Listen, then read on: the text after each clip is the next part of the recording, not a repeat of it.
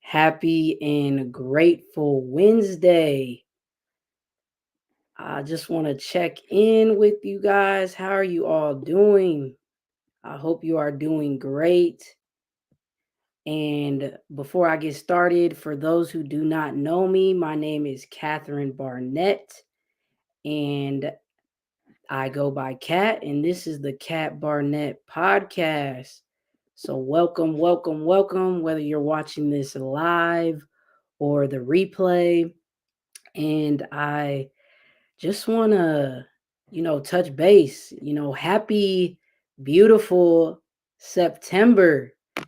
It's crazy that we are now in a brand new month. This is the first full week of that brand new month. And before I get started on this episode, I just want to, kind of see where everyone is at because, depending on what your calendar looks like, you may not be in the fourth quarter of the year yet.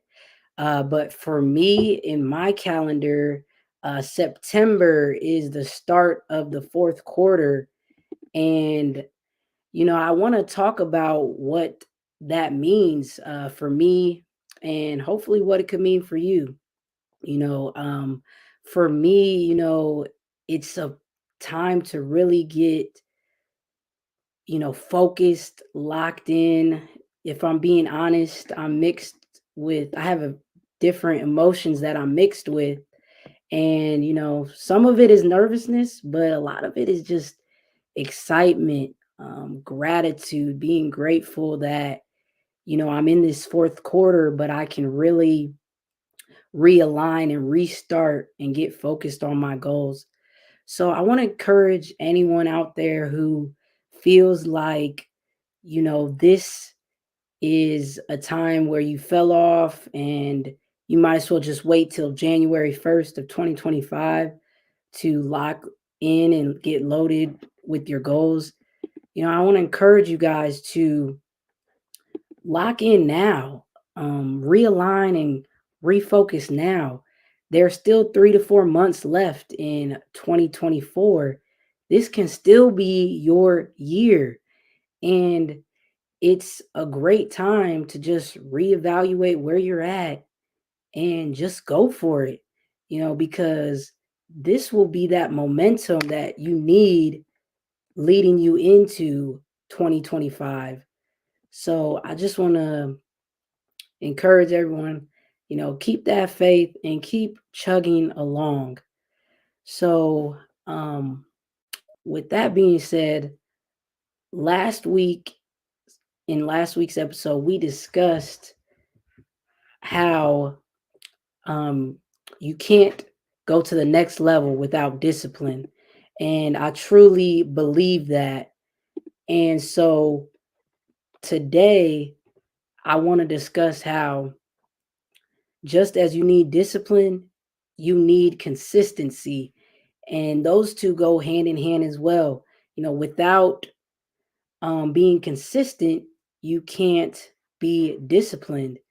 And so, whether that is, whether it comes to growth, making changes in your life, or going for your goals, or just overall success, that word is bound to pop up. And here is consistency.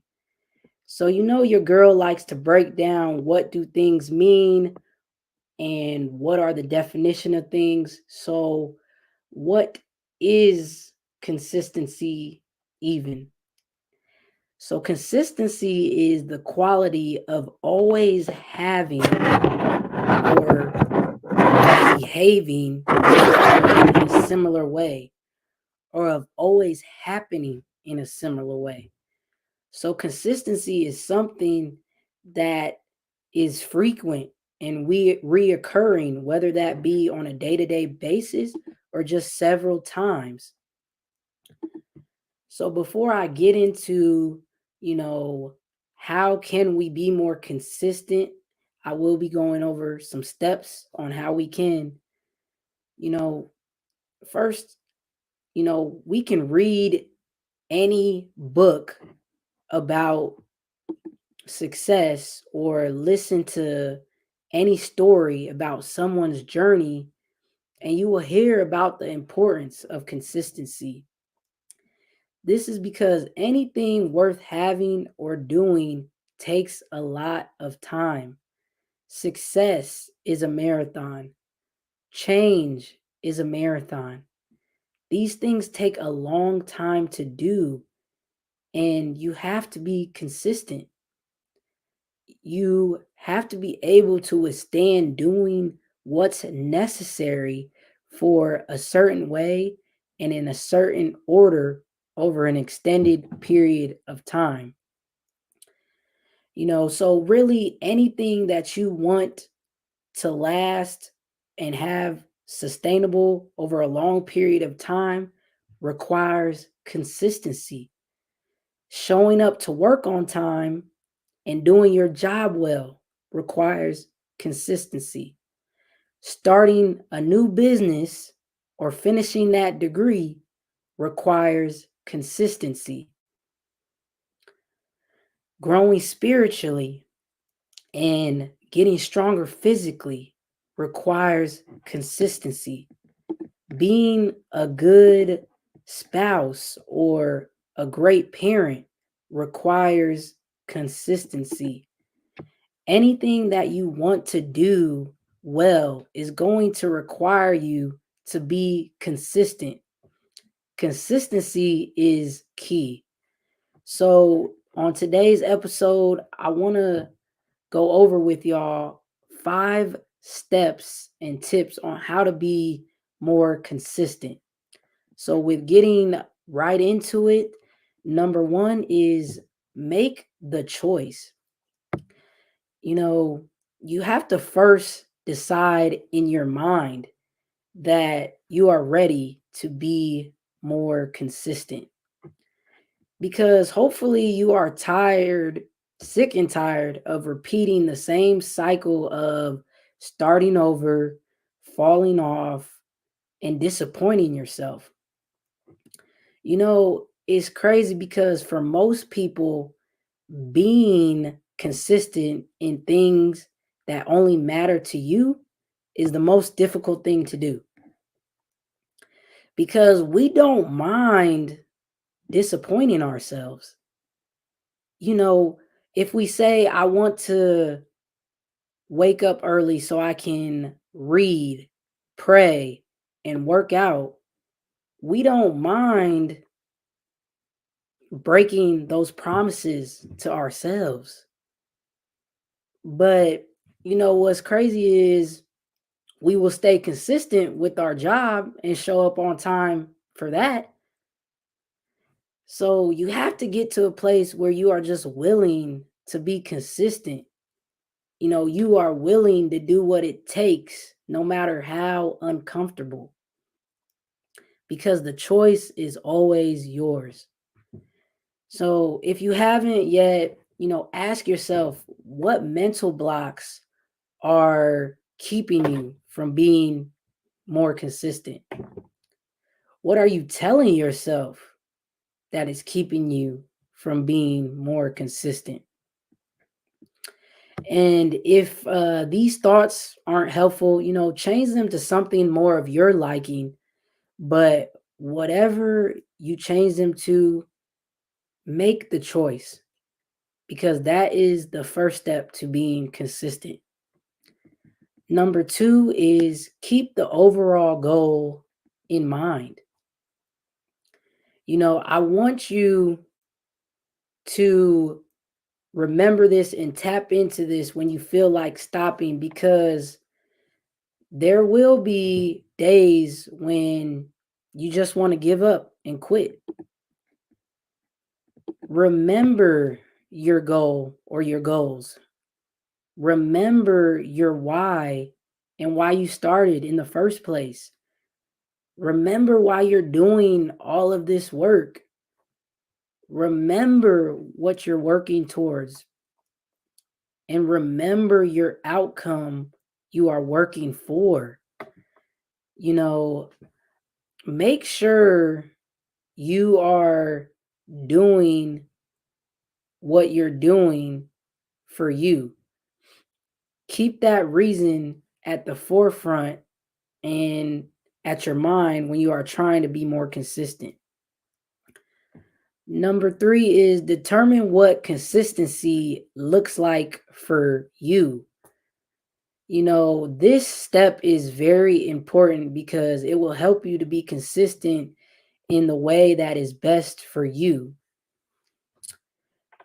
And, if you are being consistent based on somebody else's plan, you are more likely maybe not going to stick with it. When you are working on being more consistent, make sure that you are being realistic. Remember, that's one of the SMART goals, being realistic. It's the same for consistency. A fitness trainer or a fitness guru may tell you that you should be working out 5 days a week. But in reality, and in your life and how your schedule is set up, you can only work out 3 days a week. That is perfectly fine. You have to do what is best for you. You can't copy somebody else and expect things to work for you. Do your own thing. Make your own plan. Stay in your own lane. A couple communities that I'm a part of, in fitness and in business. Um, my business community that I'm a part of, my mentor and friend likes to say that don't compare your beginning to somebody else's middle. And man, that is so, so true. You know, you have to set yourself up for success by determining what it is that you need to do and make a plan based on it. People love to say, a lot of people love to say that, oh, you have to wake up at 5 a.m. That's how you're going to become successful, which, in my opinion, I don't necessarily believe that works for everyone. Some people are still just as successful and they wake up at 7 a.m. or they stay up later in the evening doing work. You have to just find out what works for you. Even if you start someone's workout plan, you still have to tweak it to work out for you because life isn't one size fits all. You have to make it work for you. And the same goes for consistency. Make sure you determine what it looks like for your life. Number four is make room for planned breaks. And y'all, this is so, so, so important because burnout is real. If you don't plan to take breaks and get rest, you're more likely going to get tired and just stop altogether. So be honest about what consistency looks like for you. Make sure you plan for breaks. Going hard is great. I'm all for hustling, but all work and no play leads to burnout. And I can attest to that. I've been in things where it was just basically eat, sleep, drink, that one thing to reach a goal. And there was no time for playing. And that led me to burn out and just not see the fun or joy in any of it. So schedule to enjoy your weekends. Schedule and plan for holidays and vacations. You know, for me, my schedule gets really hectic and busy in mid fall and especially the winter. So, I have to plan for relaxation or vacations. Like, for instance, tomorrow I leave to go to Orlando, Florida to visit my brother who lives down there, Lawrence Barnett, my sister in law, Andrea, and my beautiful niece, Amara Grace Barnett. And it's my brother's birthday actually this Friday. And Amara's birthday was a few weeks ago. She had just turned 2. So it's going to feel great to actually spend time and, you know, be with family and have some relaxation and fun. But, don't get it twisted. I'm still going to be focused on my goals and be working hard. But vacations are not just for your job. And yes, you should be using your vacations days for your job, but vacation is for anything that you consider to be work. I'm going to say that one more time because you guys probably heard me, but I really want that to resonate with you because vacation is for anything that you consider to be work.